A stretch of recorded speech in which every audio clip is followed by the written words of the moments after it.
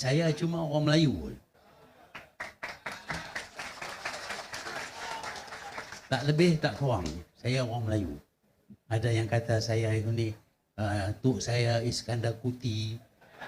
Tapi kita nak dapat bukti, dia tak bagi bukti. Itulah tuduhan yang dilempar terhadap saya. Saya malam ini nak bercakap berkenaan dengan sejarah. Tak ada cerita yang bersemangat dan sebagainya. Cuma nak cakap pasal sejarah. Dan sejarah yang saya cakap ini berasas kepada buku sejarah yang diguna di sekolah-sekolah. Tak lain daripada itu. Jadi kalau saya salah, penulis buku sejarah pun salah juga lah. Kalau polis nak panggil saya, bolehlah panggil dia sama. Jangan panggil saya seorang saja. Saya takut. Orang Kedah kata takut tergedi-gedi. Tetapi saya percaya kita perlu tahu daripada mana kita datang. Supaya kita tahu di mana kita berada. Dan kita mungkin tahu juga ke mana kita akan pergi. Sebab itu mengetahui sejarah dalam politik menjadi perkara yang amat penting. Kalau kita tak tahu sejarah, kita tak tahu apa dia hak kita, di mana kita duduk, negeri mana yang dimiliki oleh kita. Sebenarnya sejarah menunjuk bahawa tanah Melayu ini dulu cukup besar. Dulu tanah Melayu bermula daripada Segenting Keha sehingga Kepulauan Rio Lingga. Semua ini adalah tanah Melayu. Ini sejarah. Saya bukan nak cabar 3R dah. Sejarah menunjuk bahawa kita dulu besar. Tetapi pihak British telah bagi 4 buah negeri kita kepada Thailand. Kita hilang 4 buah negeri. Lepas itu kita hilang pula Kepulauan Rio Lingga yang diduduki oleh orang Belanda, dan kita bersetuju kawasan yang ditawan oleh Belanda akan jadi sebahagian daripada Indonesia. Kita hilang Pulau Rio Lingga. Lepas itu kita pula hilang Singapura. Singapura dulu Johor punya. Orang Johor tahu? Tak tahu? Tahu. Baguslah. Pasal Singapura ni milik Johor. Tapi lah ni milik orang lain. Bukan orang Johor lagi. Dia jadi satu negara lain. Dimiliki oleh orang lain. Di mana orang Johor tak ada tempat sama sekali. Kita hilang Singapura. Yang tinggal kepada kita hanya beberapa negeri-negeri saja.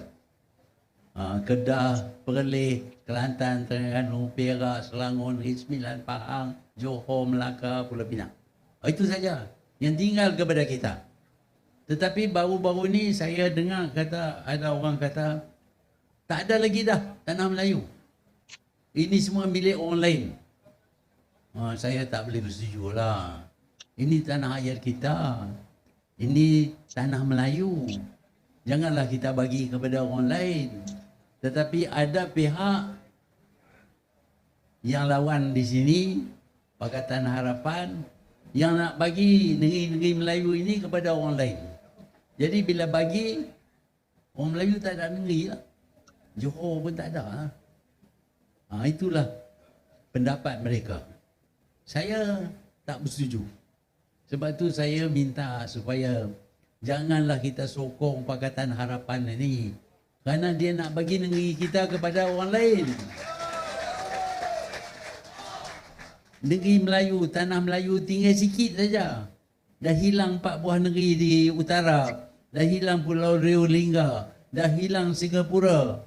Tinggal apa saja kepada kita. Itu pun nak balas. Nak ambil bagi kepada orang. Ini dasar perjuangan Pakatan Harapan. Kalau kita undi pada masalah orang Melayu, apa salahnya?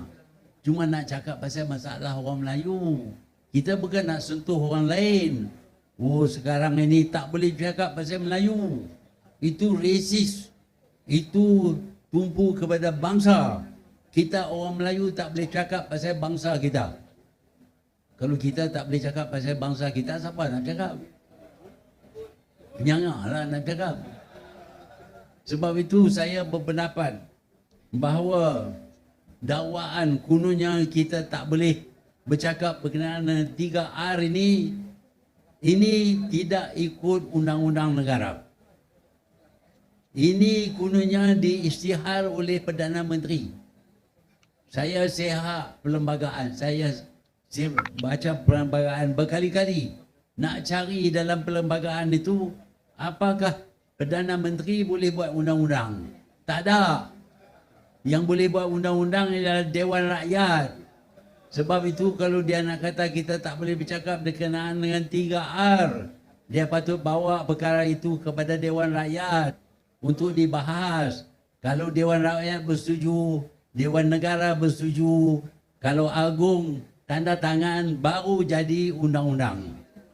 Tetapi dengan pengisytiharan oleh Perdana Menteri saja, tak boleh bercakap dengan 3R.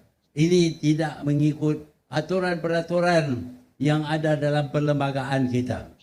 Sebab itu saya tidak anggap larangan ini sebagai undang-undang.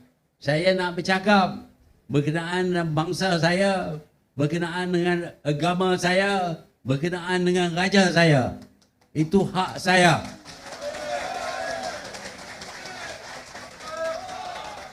Kita tak boleh terima undang-undang buatan Perdana Menteri. Siapa dia?